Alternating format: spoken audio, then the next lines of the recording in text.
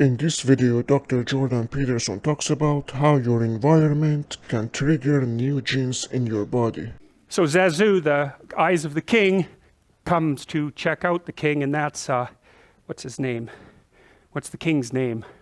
Mufasa, yeah, and he's a very regal-looking person, lion, and he stands up straight and tall, and that means that he's high in serotonin because serotonin governs postural flexion, and if you're dominant and near the top of hierarchies, you tend to expand so that you look bigger than you could if you shrunk down. And so if you're a low dominant person, you wander around like this so that you look small and weak, and you don't pose a threat to anybody. But if you're at the top, you expand yourself so that you can command the space, and that's why he has that particular kind of regal posture. And if you look at his facial expression, you see that it's quite severe.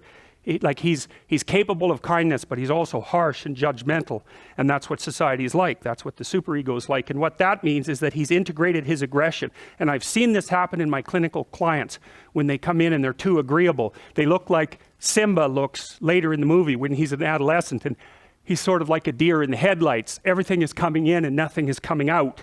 But when the person integrates their shadow and gets the aggressive part of themselves integrated into their personality, their faces harden.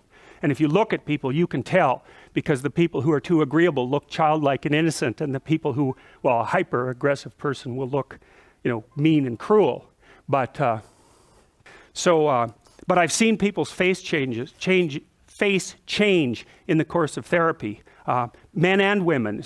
And what happens is they start to look more mature, and it's more like they're judging the world as well as interacting with it properly once they integrate that more disagreeable part of them. It's very, very necessary, and that's part of the incorporation of the Jungian shadow, or the incorporation of the unconscious from a Freudian perspective. But old Musafa there, he's already got that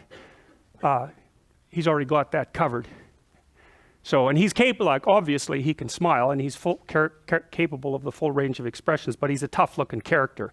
And now, the baboon here, who's supposed to be basically just a fool when the story was first written, he turned into what's essentially a shaman across time. So he represents the self from the Jungian perspective. Now, the self is everything you could be across time. So you imagine that there's you and there's the potential inside you, whatever that is, And potential is an interesting idea because it represents something that isn't yet real, yet we act like it's real. Because people will say to you, you should live up to your potential. And that potential is partly what you could be if you interacted with the world in a manner that would gain you the most information. Right? Because you build yourself out of the information in the Piagetian sense. But it's deeper than that too, because we know that if you take yourself and you put yourself in a new environment, new genes turn on in your nervous system. They encode for new proteins. And so you're full of biological potential that won't be realized unless you move yourself around in the world into different challenging circumstances, and that'll turn on different circuits. So it's not merely that you're incorporating information from the outside world in the constructivist sense. It's that by exposing yourself to different environments, you put different physiological demands on yourself all the way down to the genetic level, and that manifests new elements of you.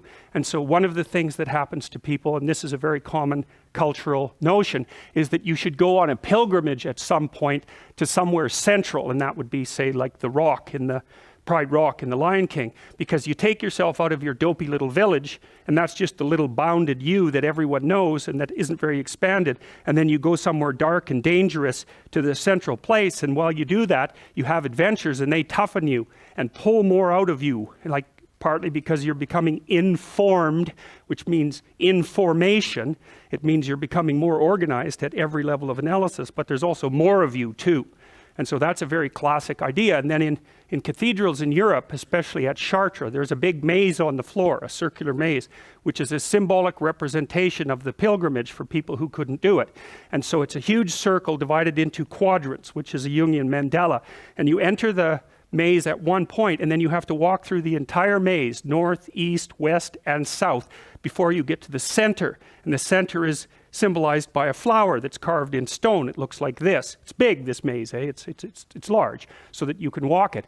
And that's a symbolic pilgrimage. It takes you to the center. That's the center of the cross, because it's in a cathedral, and that's the point of acceptance of voluntary suffering. That's what that means.